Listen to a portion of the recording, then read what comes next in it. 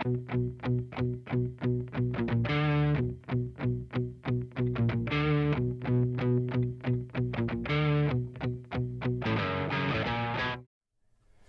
two here. Take two. Forgot to turn the cameras on. All right. Well, so we're back for some more Pink Floyd. We are.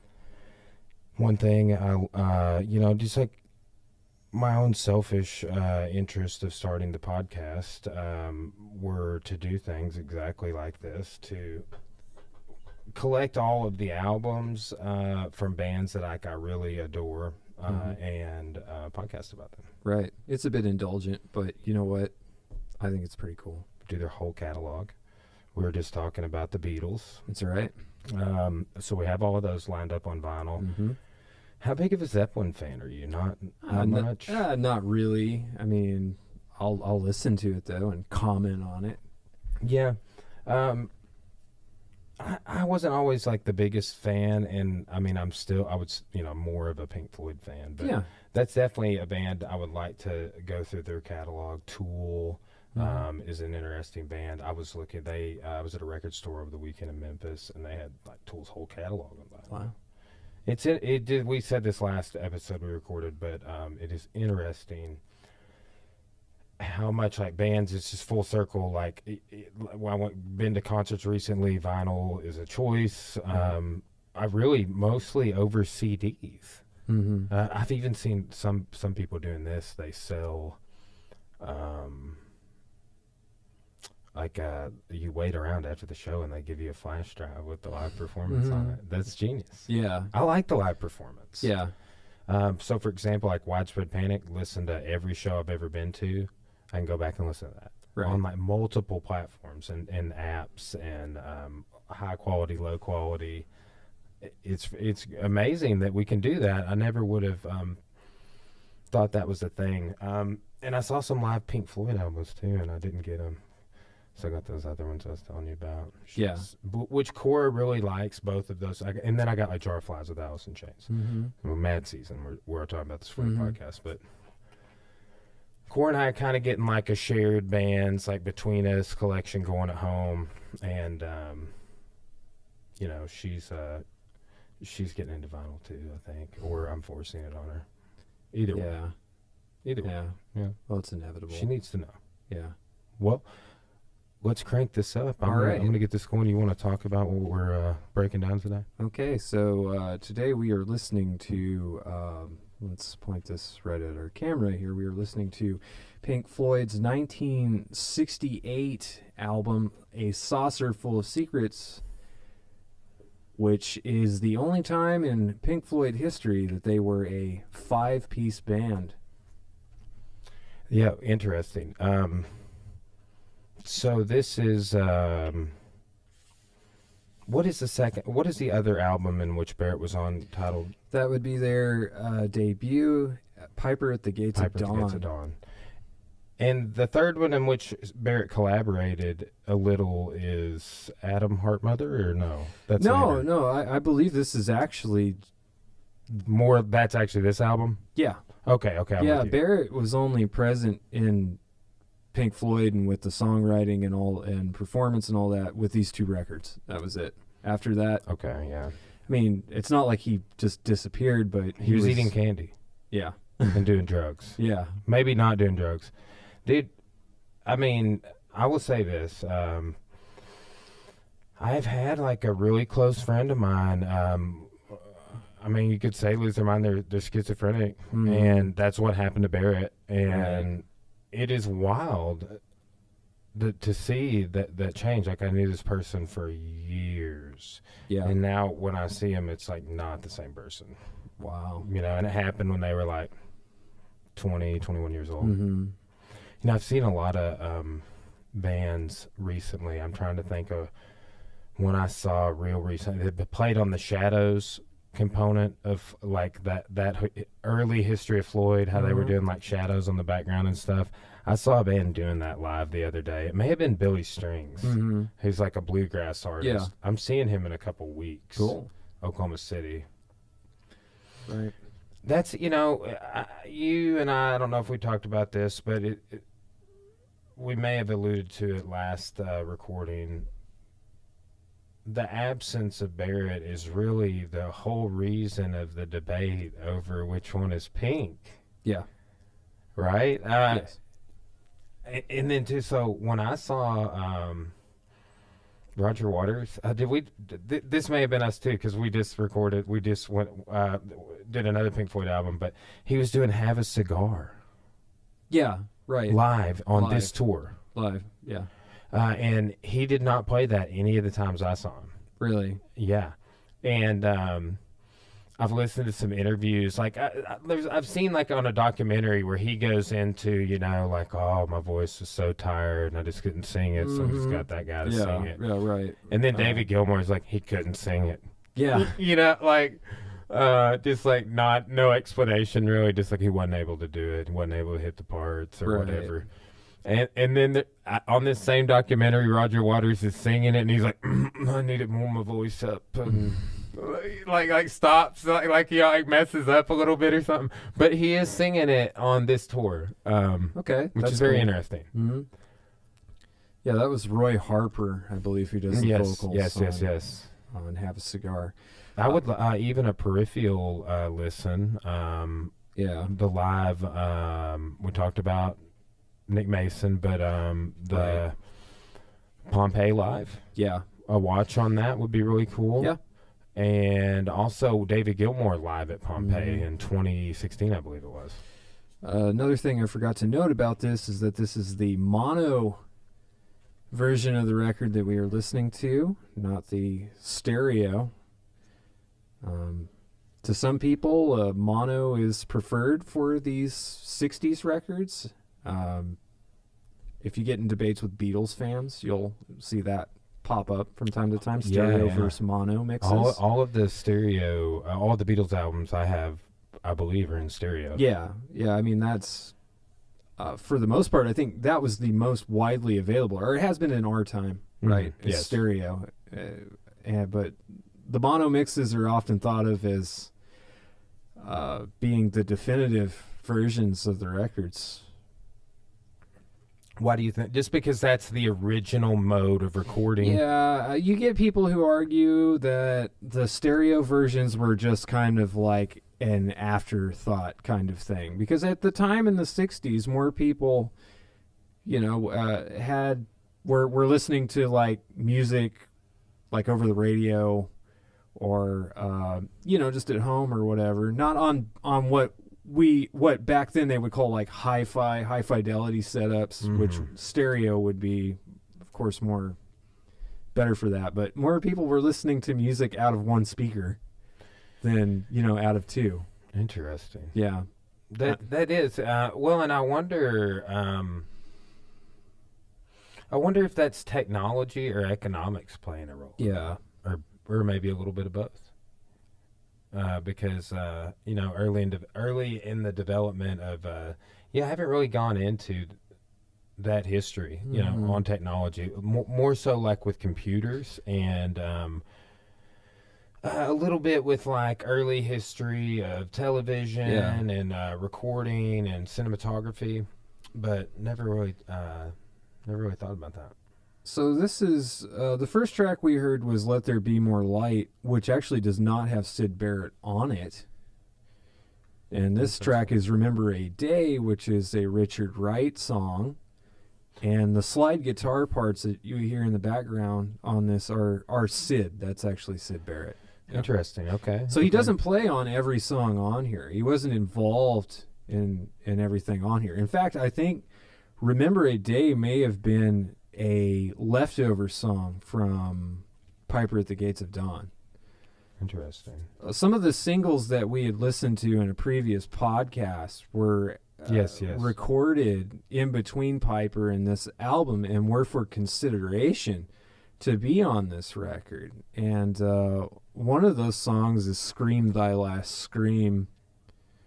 Vegetable Man was another one. And those were ultimately blocked by being on the record, and I think it's Roger who was like, no, we're not going to put those on. He's probably going to release them next year. He's been planning it this whole time. They're going to be. But I'm of the opinion that I feel like if those two songs had been on this record, I might actually like this album better. So we got a seven song album here. yeah, well, remember one of the songs too on here is like 12 minutes as well. The Mm-hmm. title track, A Saucerful of Secrets.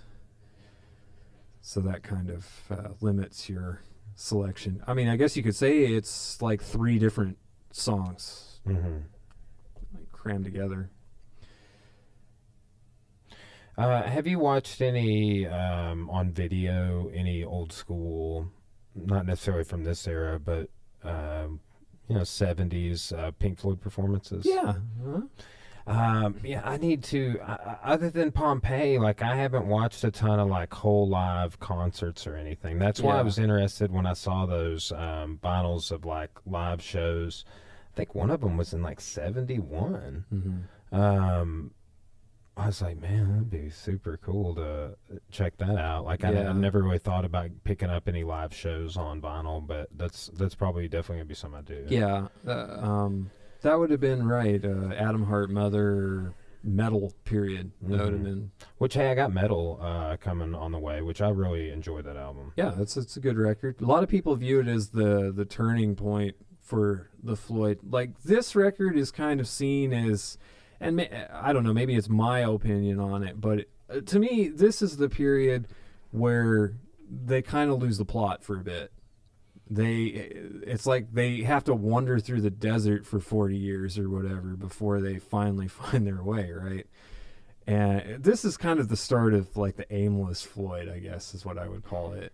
Yeah. A lot of people claim that they got it together on Metal. That's where everything just meshes together and they finally find their way. But I actually like Adam Hart Mother quite a lot. Like that's to me a good record. A lot of people don't like it, but after this you get like I think Ummagumma, which the live side is amazing. The studio side is not so good. In my opinion, I'm saying in my opinion. I don't know. If you like it, that's okay. You know, we should compare those. We're comparing the Animals albums, right? That's true. And one of them's live. Well, the Ummagumma, which I think is how you pronounce it. It's either that or Ummagumma. I don't know. But Ummagumma, yeah, potato. Right, exactly, right. But it's a double album. Okay. Oh, interesting. One album is live. And the other album is studio recordings. Yeah, so we'll get like the box set on that. Yeah. Yeah. Okay. But there's a pretty good version of Saucerful of Secrets on that. So excellent. Yeah. Just like genre wise at this time, what would you classify Pink Floyd as? Oh, they're definitely psychedelic. They're definitely like dark psychedelic. That's what I'd say. I'd say they're Richard Wright as a songwriter. Some of it's kind of poppy, but I would say for the most part, like with Barrett and the way that he wrote, his stuff is kind of sing-songy as well. Like, they're almost the product of their times in a way, though. Kind of like our really early Beatles stuff. Yeah, but like it's like slightly warped. Like, I mean, I would describe like Syd Barrett, like Piper at the Gates of Dawn, I would say is like warped, almost like warped psychedelic nursery rhymes. That's almost what it sounds like. And I dig that. But yeah, I would say definitely at this period they are definitely psychedelic, and they would kind of continue with that trend. I know, and it's interesting too, because like I was thinking about that on the way over here, and I would classify them the same way, like a psychedelic rock. Yeah. And it's interesting too because they have jams, what I would just classify as jams. Yeah. But it's not, you look at some other bands like more from our time, like the Chili Peppers are known for improvisational stuff in their live performances. And I don't know how much improvisational stuff Floyd was doing live, but they are definitely known for like long instrumental. Yeah, like we were talking about that and looking at that with songs like Dogs last time, but longer songs that are not going to make it on the radio, and they're longer because really the jams. Is there a lot more of that on like the live performances on like Umaguma, like what you were saying? Yeah. Yeah, there is. I mean, like this period of time, yeah, that when they would perform stuff live, a lot of stuff was extended out, like jam wise. I mean, was there a market for that then, too? You know, as much instrumental stuff as they were doing. Yeah, I just think that's definitely a product of the time. I think that's what that is. Definitely that psychedelic, that whole this psychedelic has like almost an Indian feel to it as well. Yeah, as in not Native American, as in India, right? Because that's what. Right. Anyway, this is a good song. Set the controls for the Heart of the Sun. It is. I dig it. This I think is one of the ones with the shadows I've seen, the music video for this. Yeah, it's very, very vibey. But yeah, I would describe them as psychedelic. I wouldn't quite call it prog rock, though, even though they do have extended songs. I think they kind of develop or grow into that a bit later. Mm-hmm. And that's mainly with concepts, I think. Yeah, well, and that's what you were saying. It's like that later really is around metal, honestly. Yeah.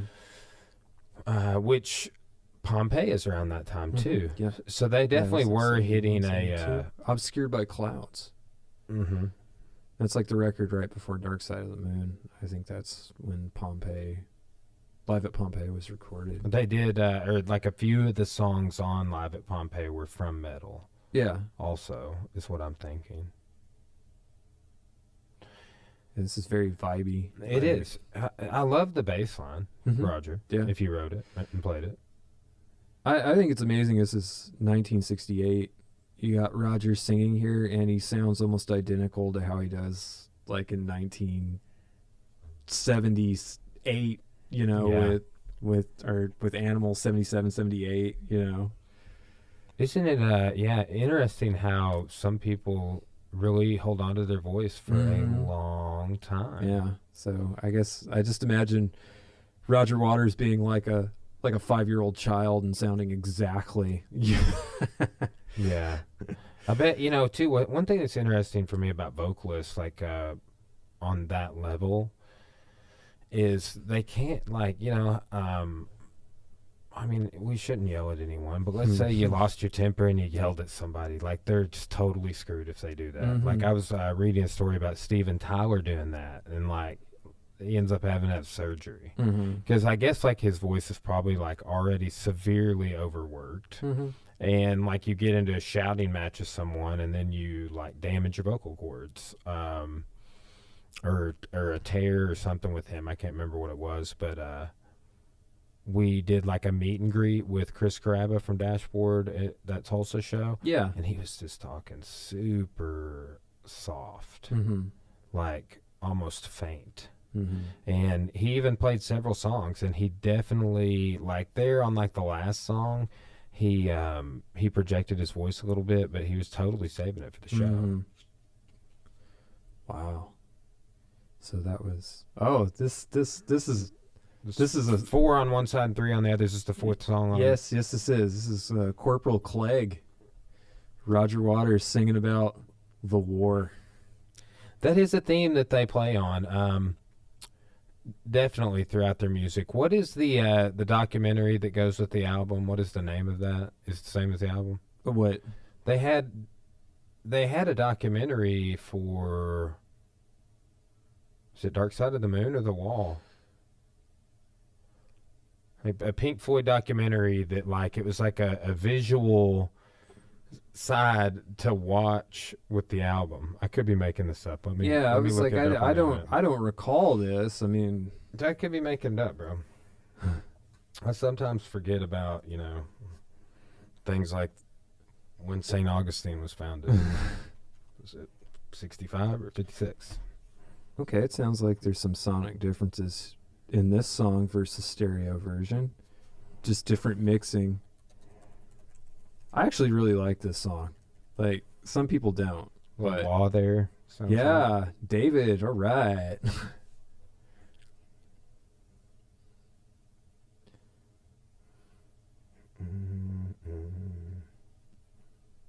A nice factoid here. That is David Gilmour on the kazoo. Nice. Yeah. Interesting. Okay, so this is not. This is something else. They did this in Yoga, Dark Side of the Rainbow. You sync this up with Wizard of Oz. Right. That's not what I'm thinking Classic about, though. urban legend. There's also the rumor you can sync part of 2001: A Space Odyssey up with Echoes. Okay. Yeah, there's a rumor about that, but have I tried it? No. Yeah, I could just be. I'll have to look into this further because I want to say that I watched part of it. Yeah. Pink Floyd, Dark Side of the Moon. That's not it. Well, I mean, I want to say that they had footage of them recording parts of maybe Dark Side, and I want to say that was maybe on the Live in Pompeii DVD, maybe like as like a special feature.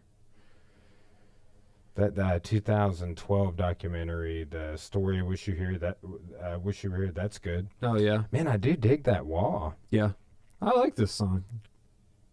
You have a wall right now? No, I do not. I really don't use mine. Yeah, to me, hardly at all. To me, it's a little cheesy.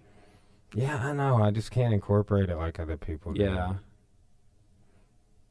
It's interesting though. Like a couple guitar players I really like. Michael Hauser, the original guy from Panic, and Tom Morello. They use it a lot. Yeah. You get with that kazoo. Yep. This is that sort of Beatles influence, I think. This is like I Am the Walrus. That's what this makes me think of. I know, definitely. Yeah. Which this was actually produced by Norman Smith, who was an engineer on a lot of the Beatles' early albums. I think all the way up to 1965's Rubber Soul, which is a great record. Yeah, I've got that one over there. I have not listened to that one in its entirety. I think it's The Wall that I'm thinking of. Well, I mean, The Wall had its own movie. That's what I'm thinking of, dude. Oh, okay. Yeah. I thought you meant but like the movie behind the is like with the scenes. album. Yeah. Right? Yeah. Okay, dude. Yeah. I was like, it's not. Okay, yeah. Dark Side's it's the movie that goes with The Wall. I couldn't remember. Mm-hmm. Yeah, by Bob Geldof is in that movie. I haven't seen it. I watched it like over 10 years ago. Yeah. And I was like kind of weirded out by it. Yeah. Is it a crazy scene where a dude like cuts himself? I don't remember that. Yeah, maybe not. we'll watch it and we'll figure it out. Okay, that's the end of side one. So what are your initial impressions, Brian?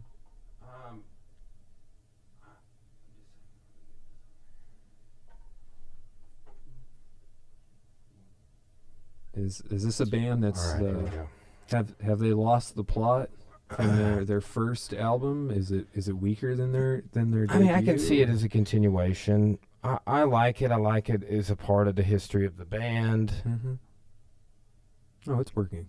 And it is an interesting story. Like if you look at their whole catalog, I believe through Roger leaving, and I think anytime you have a core member leave, it does take something away from the band. Because he was there from the beginning. Right. But I do think until that point, you see a constant evolution from them, right?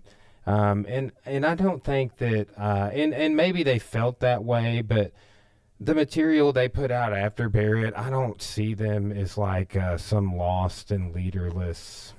Okay. You know what I'm saying? Like, I see understand. a story of evolution, of continually evolving as a band and learning. I mean, man, that's like one thing I think about with like every time I see Widespread Panic play, which just saw him play, there's 6 guys. Yeah. And they actually live all over the United States. Like one of them was in California. Yeah. And it is just amazing to me how 6 people can stay friends and together and stuff. And they've had a couple of people, their original drummer died and their original guitar player, really leader of the band, kind of died. But they were able to keep going. But, you know, 6 different people getting along for that long. I mean, even 3 people, if you had a 3-piece group, like Rush, for example, man, they were together forever. Right. And it's just interesting that because you have to have that. You have to have that sort of chemistry. And I know that like that is one thing too that's interesting, is like the longer they were together, it seems to be that infighting becomes a definitive part of the story. Mm-hmm. You know, and as we get to some of those albums like Wish You Were Here, Dark Side of the Moon, even The Wall, I think we should you know, maybe watch those documentaries that kind of go with those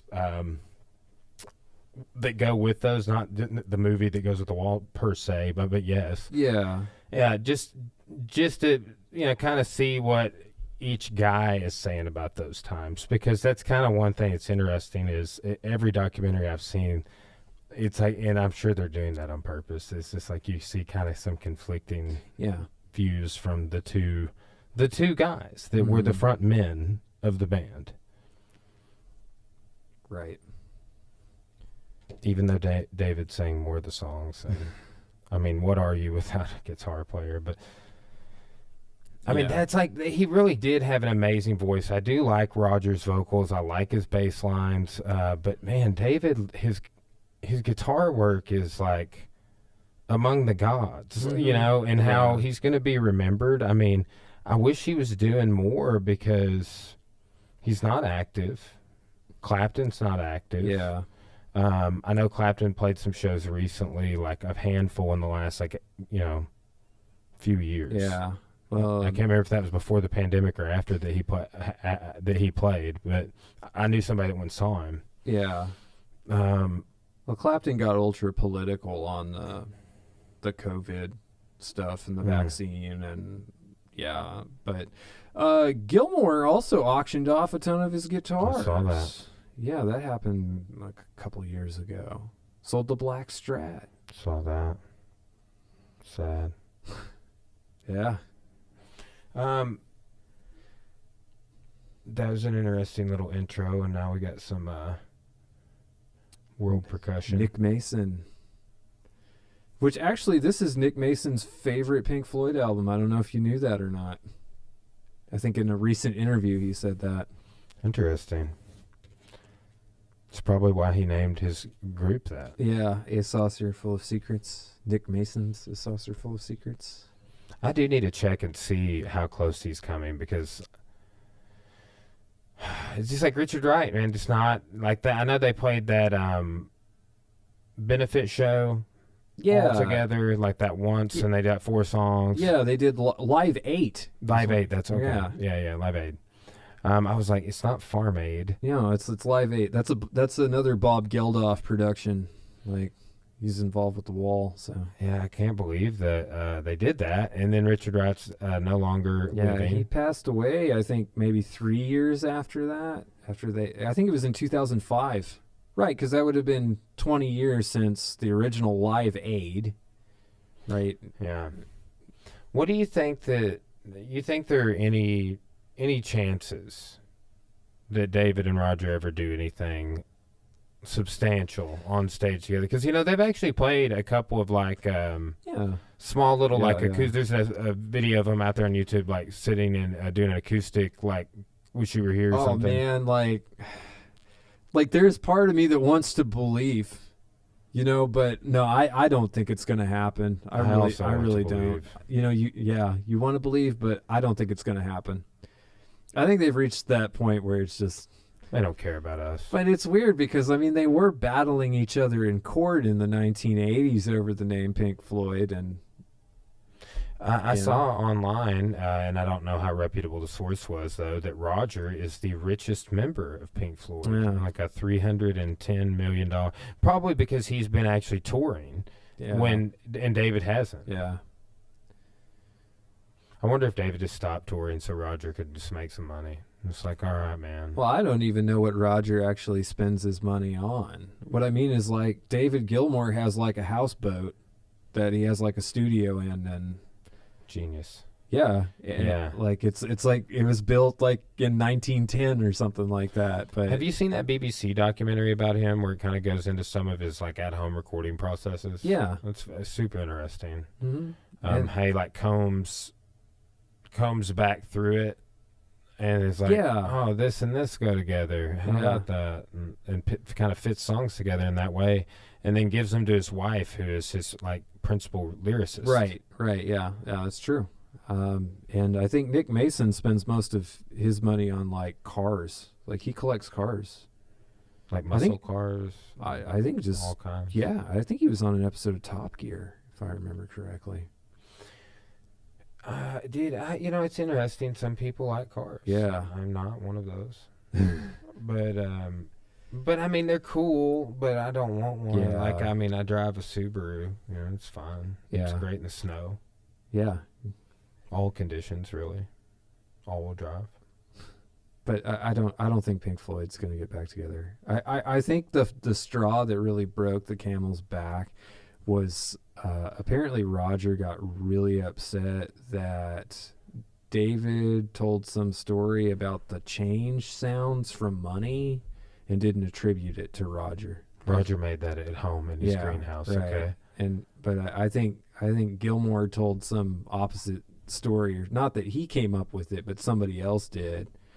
And that was it. That was the final straw, man. The change sounds from Money.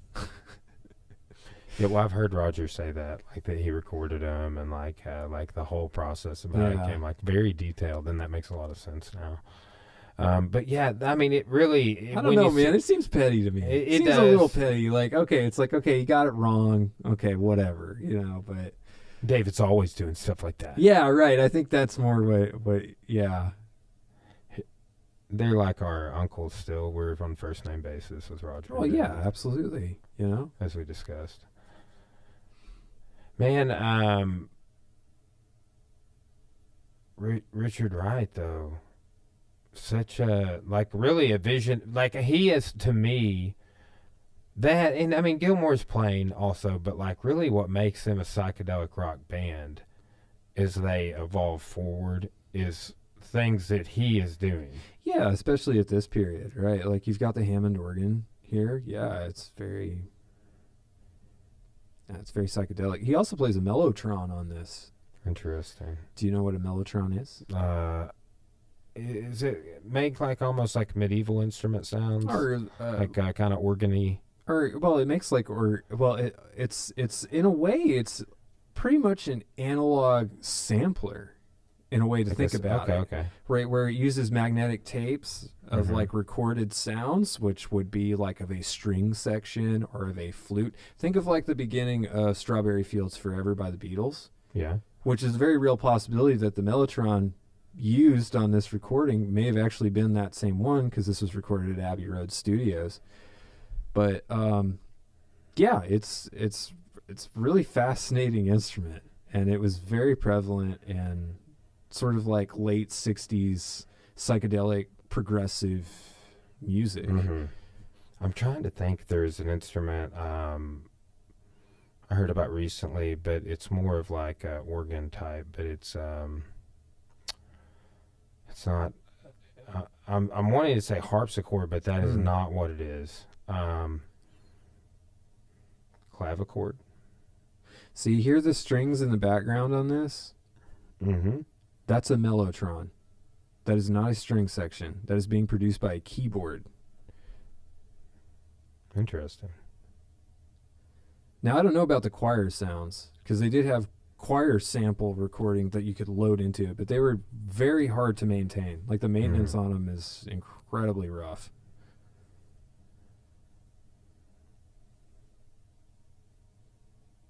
I think this is supposed to be like a space battle or something. Look at Roger's teeth. How do you know they're Roger's? He kind of looks like Roger.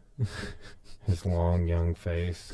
Some lady in one of the documentaries is like, yeah, he really did not look good back then. Oh, no. But when he got older, he kind of grew into his face. Yeah. She was talking about how he did as a younger man have a long sort of feature to his face. Yes.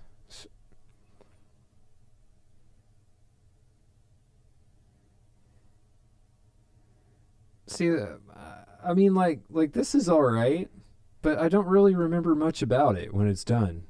Yeah. Man, I wonder what it was that made David Gilmour so great. I mean, like Tom Morello, like I watched that masterclass with him like 2 or 3 times, and he goes into the things he did. Like he's like, well, I practiced this much, and these are the modes, and these are the exercises, and like he really goes into great detail on it. So you kind of get a bigger glimpse. But it's just like I've never really heard any commentary other than like that, on that documentary, which is interesting. But like, I mean, he's gonna be remembered as one of the greatest of all time, and is one of the greatest living right now. But what is it that makes that dude so special? Magic, Brian. That's what it is. Muses. It has to be.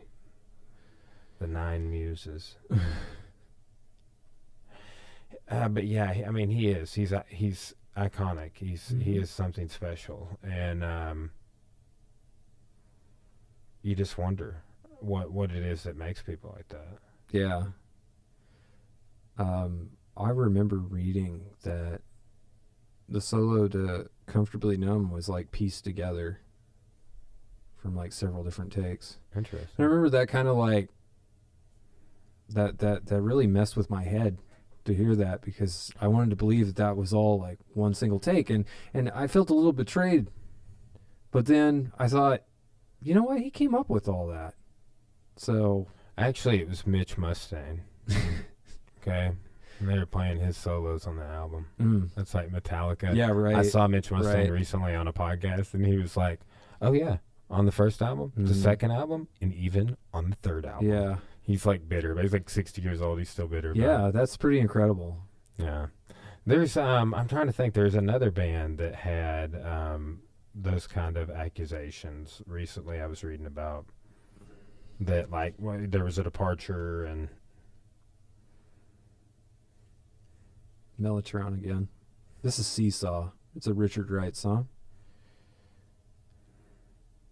It's pleasant, you know.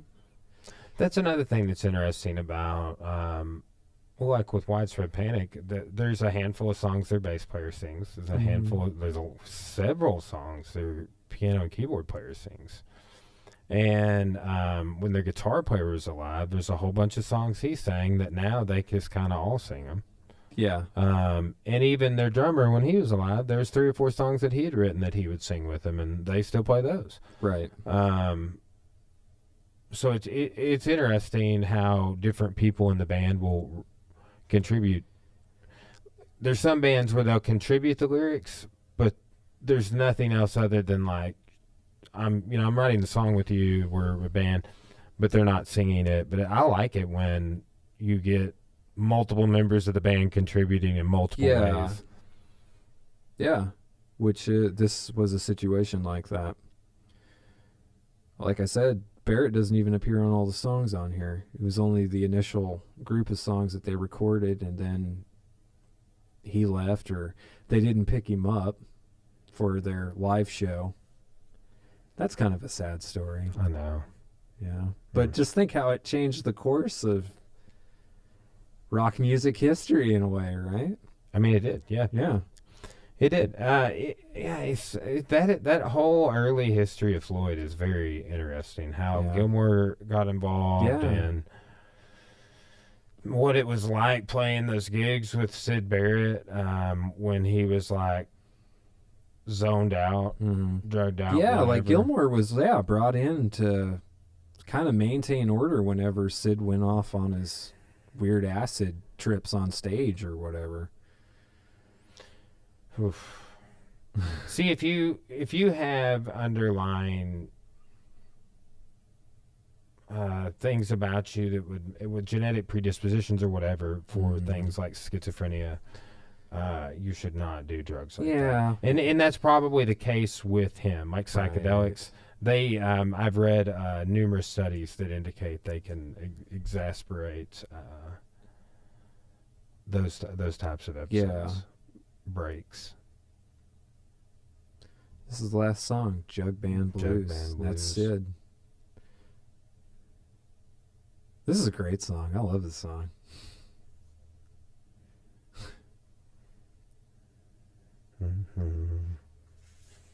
This was on Echoes, the Best of Pink Floyd, the 2 CD set, which I think I mentioned the last album, Animals, when we listened to Animals together. There's a Salvation Army band on this song. For whatever reason, I think it's because I ordered 2 vinyls together. Mm-hmm. That they, I'm getting everything on Friday. I think Cool. they packaged a bunch of my shipments together. Yeah. That's been happening more with Amazon. Mm-hmm. Even Yeah, on they like, will bundle. it happened recently. This has not happened that I noticed. But like I ordered something, then a couple of days later, Cora ordered something, Mm-hmm. but they hadn't shipped like my first order, so they packaged it all together. Wow. And I was like, I didn't sign up for this. Yeah. But whatever. Bezos! Jeffrey Bezos. Have you heard that song? Oh, yeah, man. It's so great. Yeah. Bo Burnham. Yeah. It's hilarious. Cora gets off on that, and now she's been singing it, but with like Jeffrey Dahmer. Oh, my gosh. Jeffrey Dahmer. Everybody's crazy about that. Man, what a weird thing to be crazy about, right? Yeah. Serial killers. You know, the one that freaks me out, arguably the most, Richard Ramirez. Oh, the Night Stalker. Yeah, and then also the Zodiac Killer too. Mhm. But We could do a whole podcast on the Zodiac Killer. yeah, potential, like all the potential maybes of like, oh, my dad died and he was the Zodiac Killer. Yeah, that gets old It real does. quick. There's a few claimants, and Yeah. one or two of them make a little bit of sense with like a lot of circumstantial evidence, but yeah, may never know. Well, if you ever develop an interest in reading about the Zodiac Killer, and I recommend this book to anybody who mentions it, because everybody has this idea that Zodiac was this mastermind, right? Read a book called This is the Zodiac Speaking, and it will completely deflate that whole myth. I wonder if it's on Audible. I don't know. It's an older book, and I say older, it's like 20 years old now. You know, it's weird. I think about 2001, 2002, and I'm like, oh, that wasn't that long ago. Yes, it was. It was a very long time ago. It was, dude. I've been joking, but there's just like always reminders of your age around you. Yeah. So like, did you graduate with like Joe Basham? Yeah. Uh-huh. Okay, so bro, he's got a teenager. Two of them, like one's about to be a teenager. Oh man, that's so weird. I know, Yeah. dude. So Joe and Lady, like all their kids, they have 4 kids, and they all train here, and like their sons in teen class and stuff. And I'm just like, oh, Yeah. went to high school with your parents. Yeah. Yeah, that's weird. That's definitely weird. It's like that emoji with the straight across Yeah. mouth. Is that it? Yeah, that's the end of Pink Floyd's 1968 sophomore record, A Saucerful of Secrets. So, Brian, what did you think of this record? I like a lot of the instrumental components of it, like Mhm. what I was saying, like almost like they are classified psychedelic rock, but almost also have this jam band Mhm. component Yeah. before jam bands are really a thing. Yeah. You know, but also at this era, and they played with a few times, and I've seen some of the performance with the Zappa, right, Frank Zappa, right, which he was doing some of that psychedelic, like, Right. and then like like long instrumental jams, and but I bring that up to kind of like what we were talking about with when we were doing the original of the Animals album. Like, so like when I was saying I see the evolution of the band, like you see that it's like that's a component of what they do, Mm-hmm. you know. And whether you look at like any band with a long history like that, like the Grateful Dead or the Allman Brothers Band, or just bands that have had that history since the 60s or the 70s.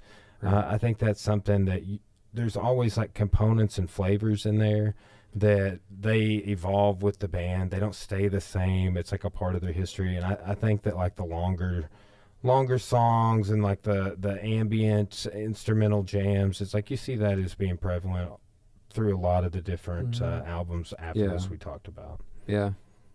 I think that's actually a pretty good. I feel like you're kind of countering, because I know people like these records, like especially the next maybe 3 or 4 albums with this and after, like Saucerful of Secrets, Soundtrack to More, Adam Hart Mother's one of them, Ummagumma's one of them. But that, that they were formless, aimless, like they didn't know where they were going. But in a way, it almost sounds as if you're possibly arguing, and it may be correct, that was always intentional. That they were that they were trying to go for this more free form. When they don't want to be the Beatles. Yeah. At different times they were sharing the same recording studio. Right. It doesn't necessarily make it good, but it does provide an explanation for maybe why they were trying certain things. It wasn't necessarily because they were they were lost and didn't know what to do. It's like, hey, we're trying new things. We're a very open-minded band. Yeah, it is. It is interesting what critics have to say about this sort of stuff. I don't know. I think a lot of it for me. With like this type of music, particularly, I have like the historical appreciation, right? It is like and how like we're sitting down talking to this, like for me, Pink Floyd is a timeless band. Yeah, a timeless band that I did not start listening to until I was an adult, And like, dude, I mentioned that on the last podcast, but like a big part of that is being like. My family was super like strict religious upbringing, like and as I mentioned, no record player in the house, but I would like download a lot of music, but then it was just like the main songs really. But it just took me a long time to get into them, so like I don't know, they're one of those bands that I like so much of their stuff that I just have an appreciation for the whole catalog for and like just things I've talked about on this episode with like the live performances and the DVDs and the documentaries, and I like because like like we're both historians, that's the stuff, like that's that I'm into the history of the band, right? And you can't I don't think, and it's really no particular era. Yeah.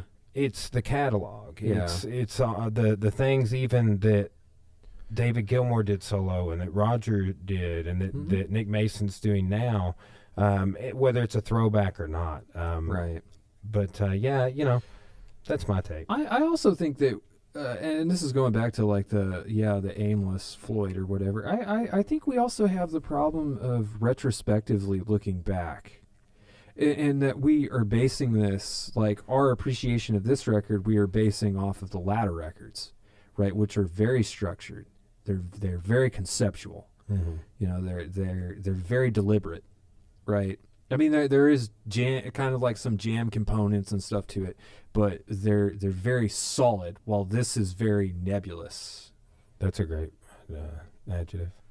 Yeah, like that I think is possibly why we have the tendency to look back on this. This is not one of my favorite Pink Floyd albums.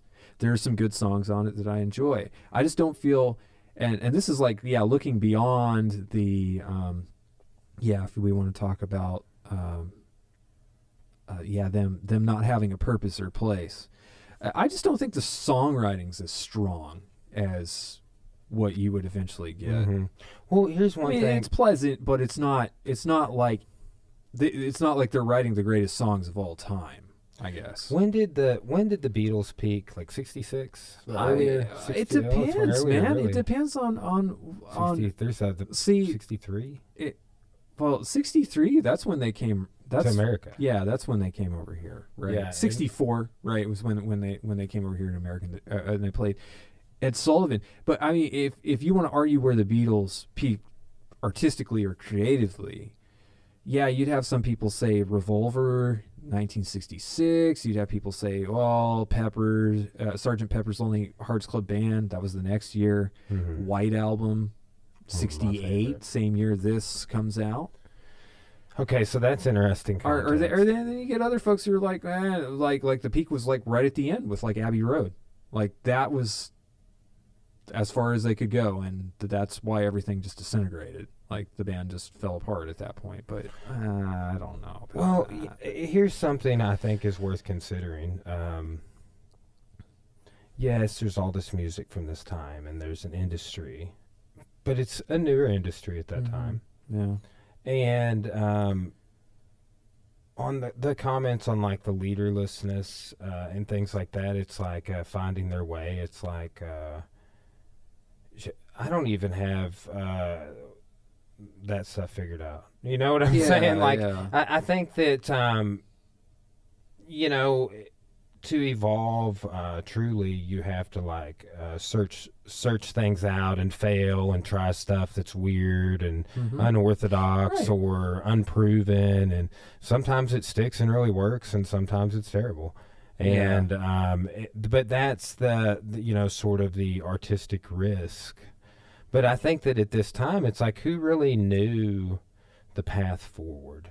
Yeah. You couldn't look back. Like, who are you going to look back at? These groups from the, mid-50s that, they were getting recording contracts and putting things on the radio. But, I mean, you're talking, not even 2 decades of, like, real definitive history of an industry for them to, explore. And then you do have a lot of change in culture going on in the 60s. Right.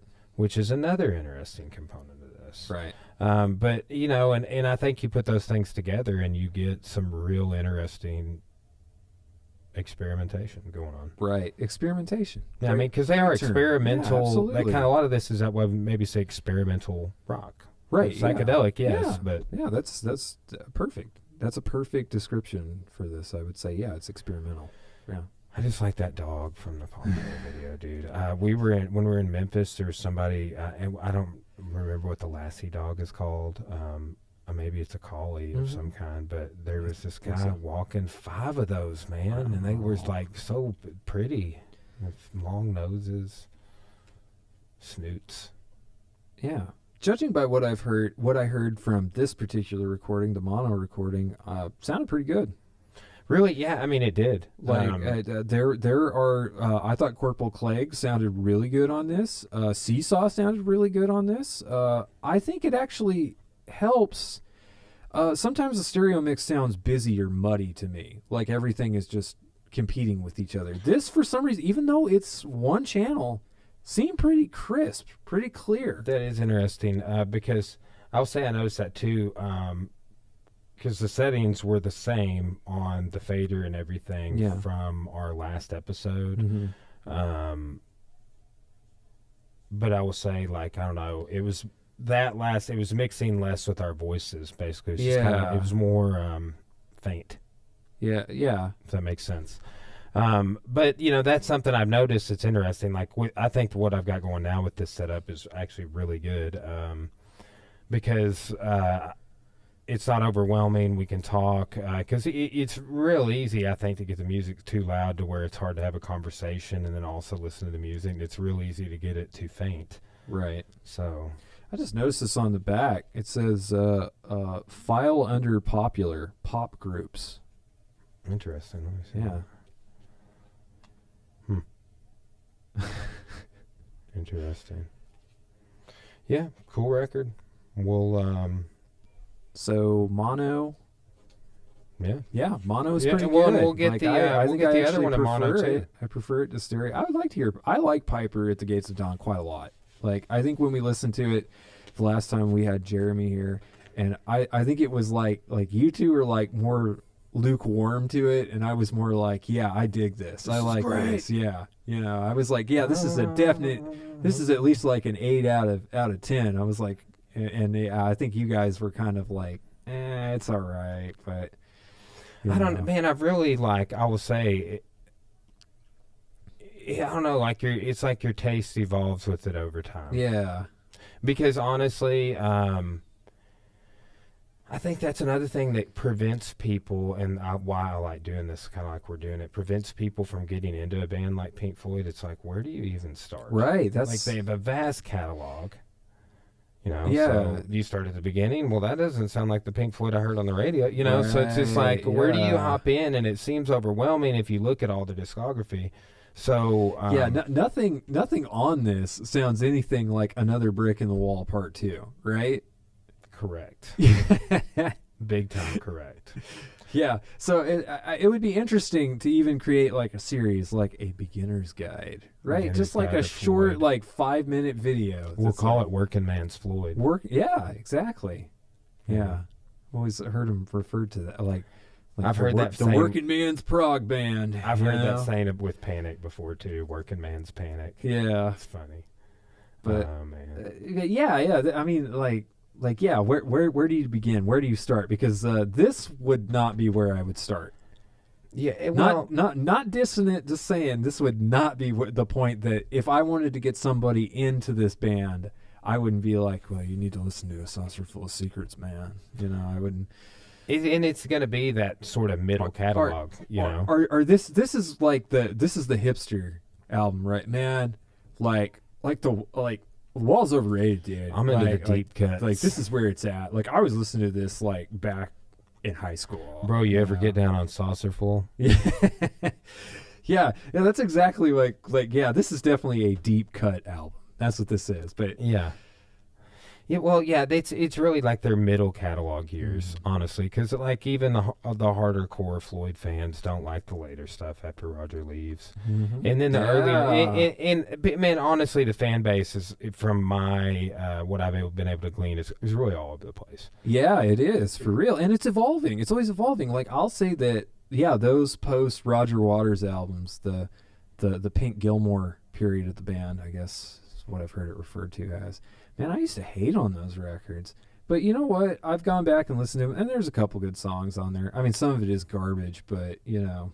What do you do? Yeah, right, for real. Dogs of War.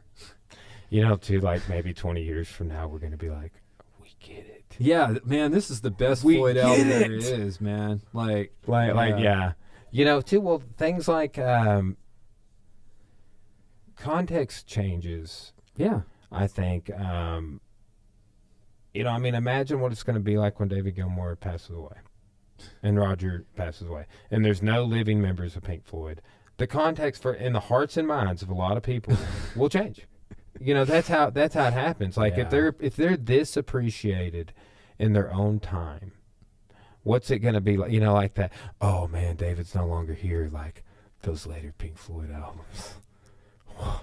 Whoa. That's where it was at, you know? Yeah. Because, like, I think there will be the nostalgia level Yeah. will heighten, you know, even from that era. Just like, honestly, post Barrett dying, I would argue that you see that. Yeah. Within, you know, the earlier stuff. It's going to, you know, a bunch of, you know, more hardcore fans of, like, the middle years may have been looking back more after that. I don't know. Yeah. Yeah, for real, man. But I mean, yeah, this is a decent record. Like I said, it's not my favorite, but Yeah. you know, it's pretty. It sounded good in mono. That's what matters. Is that mono works for some albums, I guess. Well, I'm gonna you have know. to get the other one on vinyl, so we'll at a future date. We'll do this Animals. Dude, one. yeah, I'm pumped about the remix of Animals. Me too. That's gonna be great because I mean it's gonna lead into other discussions about remixing albums in general. I mean, like is it like when we're getting into like an ethics discussion, right? Basically, yes. Like is it rewriting history? Is it revising the plot? Is it like is it okay? Yeah, I to, don't know. I to always go back feel and do that. I feel kind of weird for whatever reason. I have no basis for this, but like if I'm on Spotify, for example, and I'm like, you know, pull up a band I want to listen to, and you know, I go to their albums, and it's like remastered in 2018 or whatever. Yeah. I'm like, oh man, where's the original? but it's honestly like with this, it's like the whole and it's like it's because the people would call us audiophiles for that reason. Yeah. Like that's just a weird stuff that, and too the historian in me too. Like I'm interested in like, oh, there were multiple versions of this. I'm be interested in listening to all of those and seeing what the differences are. And but I like that, and but I do. It is kind of weird because it is like what we're talking about. With the whole, you know, vinyl, cassette, 8-track, and CDs. Yeah. It's like it's getting further and further away from the original means in which it was recorded on this more classic period. Right. Where the technology and the modes they use to record, and we're really losing out on. I got a nice turntable in here, but like people are doing vinyls again, but it's almost like we're losing out on the ability to listen in those original ways. Yeah. Yeah. Yeah. We should just take this ultra hipster and just listen to reel to reel. That's what we should do. Take it back to like quarter inch, half inch master tapes. Like Totally. That's the only way you can listen to this. I'm down. Yeah. I need to get one for the studio. Don't tempt me with a good time. Yeah. But now that is, one thing I'm not going to go overboard with it, but I mean I kind of already have in here, but not with a bunch of vintage stuff. Mm-hmm. Yeah. Even though I bought a couple of vintage amps from you, but I thought only one of them was vintage. I mean, I would say, is that over there? Would you quantify that as vintage? No, that's relatively new. It's relatively Yeah, new. no, But it looks like the old one from 65. The jazz chorus though is like that's a genuine vintage amp. So when I saw this guy set in with Widespread Panic, this blues guy, Bobby Rush was his name. Okay. And he was playing harmonica, and he was like, wow. And then Jimmy Herring would like play the same notes on the guitar. It was really cool. But then he tried to like do that with the front man, John Bell, and John Bell was like, nope. Man. Yeah. Like, I can't do that. Because like he just kept doing it with Jimmy Herring, and he was just like, he's like, you guys, he's just doing the same thing as me. You guys seeing this? And then he's like, let's go over here with this guy. And then it was like, you're putting the man on the spot right now. You get away from that man. So it was just, but yeah, it was funny. But this dude's like 88, and there's a picture of him vertically, like his knees are like this high. It's crazy. Wow. The music will do it to you. Yeah, for real. Having a good time. Well, right on, man. We'll let's wrap it up, and we'll. Okay, so next time will be Animals remix, as well as trying to piece together a Beatles listen. Yes, for sure. For sure. And we'll start at the beginning on that one. Yeah. Well, I'm saying that we should bring it. We should make our own version of the Fab Four. Is what we should really do. Yeah. So like me, you, Josh, and Julie, I think would be pretty good. I don't know what role in I'm trying to think if Julie who's John, who's Paul, who's George, who's you're Ringo. Ringo, dude. I'm Ringo. Look at your hair. So I mean, you could be a John if you had the glasses. Yeah, that's what I should do. I feel should like go buy Josh is going to be John though. Some T-shade glasses. That'd be great. I remember texting Josh a while back and being like, dude, I really want to like John Lennon, but when I read about him, he seems like a real piece of shit. Yeah. And he was like, I know, I struggle with it too. Yeah, for real. But it is.